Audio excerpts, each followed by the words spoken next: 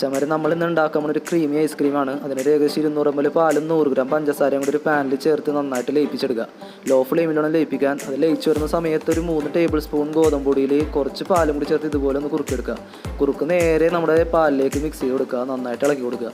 ഈ ഒരു കൺസിസ്റ്റൻസി ആകുമ്പോഴേക്കും നമുക്ക് ഫ്ലെയിം ഓഫ് ചെയ്തൊന്ന് ചൂടാറാൻ വെക്കാം. ഇത് ചൂടാറി വരുന്ന സമയം കൊണ്ട് നമുക്ക് ജാറിലേക്ക് 1 tablespoon പഞ്ചസാരയും 2 tablespoon ബട്ടറും കൂടി ചേർത്തൊന്ന് ചെറുതായിട്ട് നമ്മൾ അടിച്ചെടുക്കുക. അത് ഇതുപോലെ നമ്മൾ അടിഞ്ഞ് വരും. ആ സമയത്തേക്ക് നമ്മൾ നേരത്തെ ചൂടാറാൻ വെച്ച് കഴിഞ്ഞാൽ ആ സാധനമില്ല, അത് അങ്ങോട്ട് നേരെ ഇങ്ങോട്ട് ഇതിലേക്ക് ആഡ് ചെയ്ത് കൊടുക്കുക. എന്നിട്ട് ഏകദേശം 1 മിനിറ്റോളം നമ്മളൊന്ന് മിക്സിയിൽ അടിച്ചെടുത്ത് കഴിയുമ്പോൾ സാധനം നമ്മുടെ സെറ്റായി വന്നിട്ടുണ്ട്. നല്ല ക്രീമി ആയിട്ട് തന്നെ റെഡിയായി വന്നിട്ടുണ്ട്. ഇനി നമുക്ക് ഏകദേശം ഒരു പാത്രത്തിലേക്ക് ഇതൊന്ന് മാറ്റണം. പാത്രത്തിലേക്ക് മാറ്റിയിട്ട് ഒരു ഏകദേശം 2 മണിക്കൂർ നമുക്ക് ഫ്രിഡ്ജിൽ വെക്കാം. ഫ്രീസറിൽ വെക്കണമെന്നില്ല.